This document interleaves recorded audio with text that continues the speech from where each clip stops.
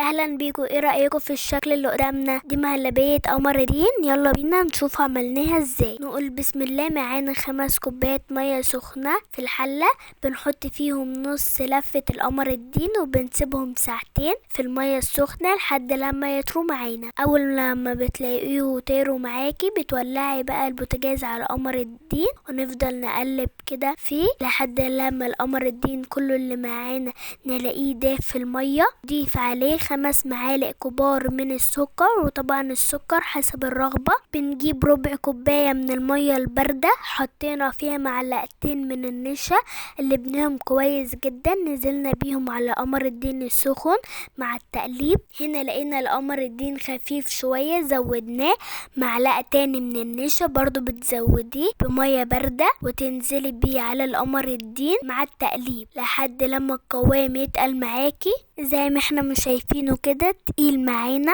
ومظبوط. ونبتدي بقى نجيب الاطباق نغرفه، وطبعا كل ما بيقعد بيتقل معانا اكتر، فناخد بالنا من القوام بتاعه. هو لسه لما يبرد هيتقل تاني. وكده نكون غرفنا كمية القمر الديني اللي معانا. تقدري بقى تزينيه بأي فاكهة عندك. احنا هنا زيناه بخوخ وكيوي وفراولة وجوز الهند وزبيب. شايفين بقى معانا شكله حلو ازاي؟ طبعا بيتعمل بطريقة سهلة قوي وطعمه بيبقى جميل، وان شاء الله تعمليه ويعجبكم. ولو عجبكم اشتركوا معانا في القناة ودعمونا باللايك، وقولولنا ايه رأيكم في قمر الدين النهاردة. وبألف هنا وشفا عليكم.